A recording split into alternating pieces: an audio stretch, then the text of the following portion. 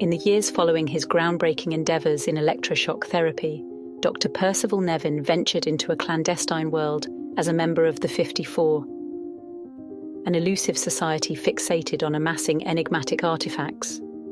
Led by the mysterious Mr. Furless, the 54 embarked on collecting arcane relics from across the globe.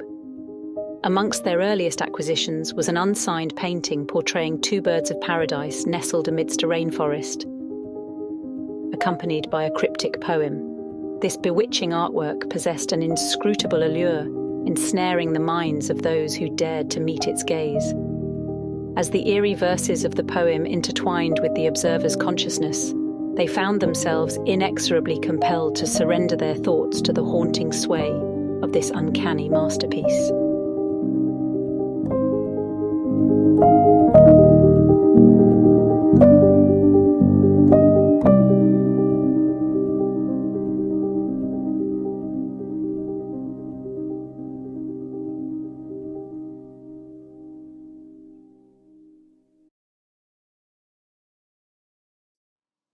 Let me show you something very mysterious indeed.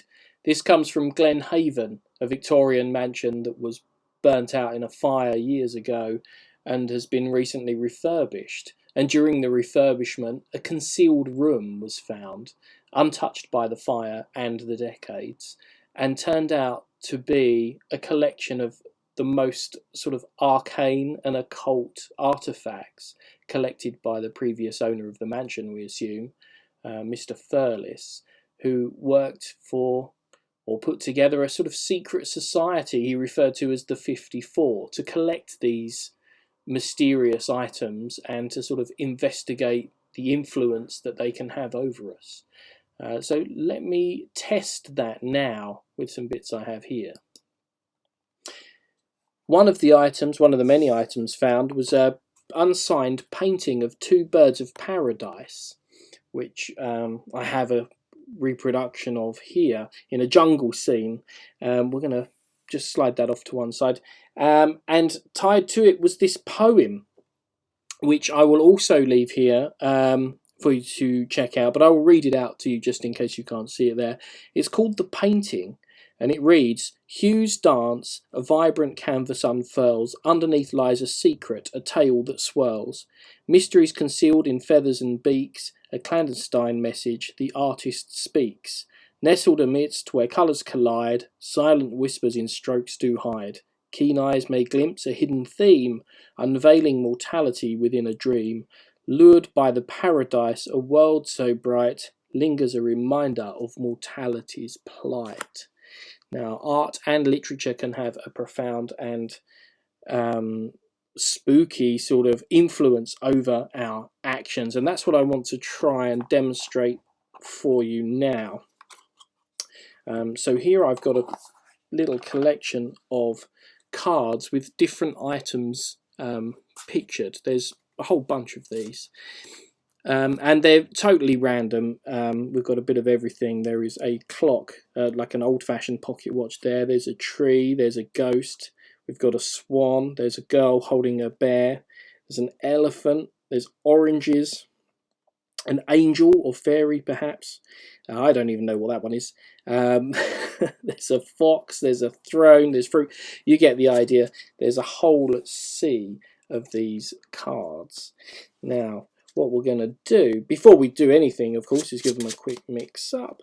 And then we're going to test the sort of influence that these items may have over a series of choices. So I'm going to start off by cutting the pack into two. I want you to make a quick decision, point to any one of the packets now, do it.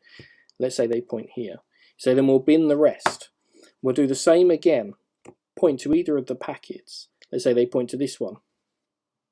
We bin the rest. I cut them again, point to either of the packets. They go this one this time. We bin the rest. We're down to just 4 cards. I'm going to click my fingers, point to one, and we'll bin the rest. Go. They point here, for example. We scoop up all of the other cards, isolate your one, and again, remind you, you could have chosen absolutely any of these, but you were led to this one card in particular. And this is what we want to try out. You might have been influenced either consciously or subconsciously, firstly by the painting, the unsigned painting from Glenhaven, which depicts two birds of paradise. But if you look a little bit closer, people sometimes see the shape of a skull, the head there, the eyes there, the mouth there. In fact, you might have even noticed it before we started. And if not, you could have been influenced by the literature as well, because if we cover over the poem, you'll see that the first letters of each line spell out the word human skull. And with that all in mind, let's see where all your decisions led you. They led you impossibly, of course, to the human skull.